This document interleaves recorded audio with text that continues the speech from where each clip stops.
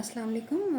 आपको पता है कि सूरह बकरा पढ़ रहे हैं और हम एक दो आयतें इसलिए पढ़ते हैं कि हम समझें, इसलिए नहीं, हमें रट्टा नहीं लगाना, हमने इसको समझना है और अपनी कोशिश करनी है कि जो कुरान में अल्लाह ने हमें हुक्म दिया है हम कोशिश करें कि अपनी ज़िंदगियों में भी कुरान को शामिल करें और उस पर अमल करने की कोशिश करें। अल्लाह ताला हमें तौफीक दें कि हम उसको समझें और इस पर अमल करें। आमीन। बिस्मिल्लाहिर्रहमानिर्रहीम। अभी हम पढ़ेंगे अभी 38 से 31 तक ये आयत हम पढ़ेंगे अभी। बिस्मिल्लाहिर्रहमानिर्रहीम।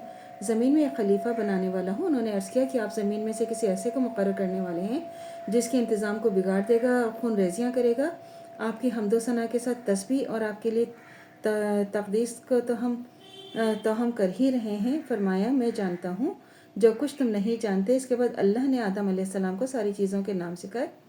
फिर उन्होंने फ़रिश्तों के सामने पेश किया। फरमाया, अगर तुम्हारा ख्याल सही है कि किसी खलीफा के तकर्रुर से इंतज़ाम बिगड़ जाएगा तो ज़रा इन चीज़ों के नाम बताओ। तो उन्होंने अर्ज़ किया कि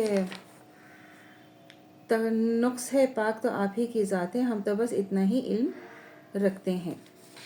तो क्या है कि मलिक के जो असली माने हैं ना वो हैं अरबी में पैगंबर के हैं। इसका लफ्ज़ तर्जुमा फ़रिश्तादा या फ़रिश्ता है। ये महज मुझे क़ुव्वतें नहीं है जो तशख़्ख़ुस ना रखती हैं, बल्कि ये शख्सियत रखने वाली हस्तियाँ हैं जिनसे अल्लाह अपने अज़ीम शान सल्तनत की ताबीर इंतज़ाम का काम लेता है।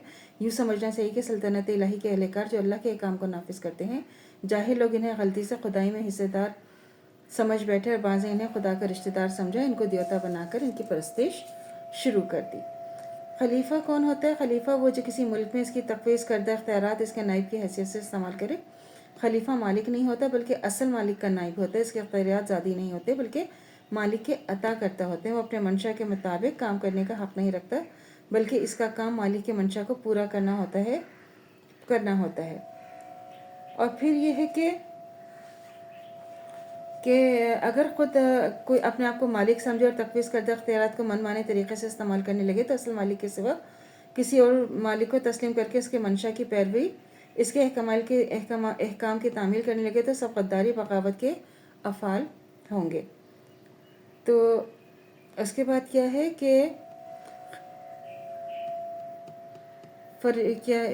कि उन्होंने क्या कहा कि इस फ़िक्रे से फ़रिश्तों का मतलब यह ना था कि खिलाफत हमें दी जाए, हम इसके मुस्तहिक़ हैं, बल्कि मतलब ये था कि हुज़ूर के फ़रामीन की तामील हो रही है और अहकाम बजा लाने में हम पूरी तरह सरगर्म हैं। मर्ज़ी मुबारक के मुताबिक सारा जहान पाक साफ़ रखा जाता है।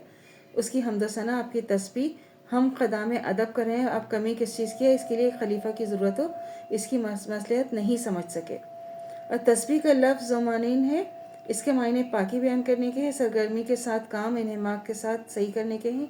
इस तरह तक़दीस के बाद दो मायने, एक तक़द्दुस का इज़हार बयान, दूसरे पाक करना।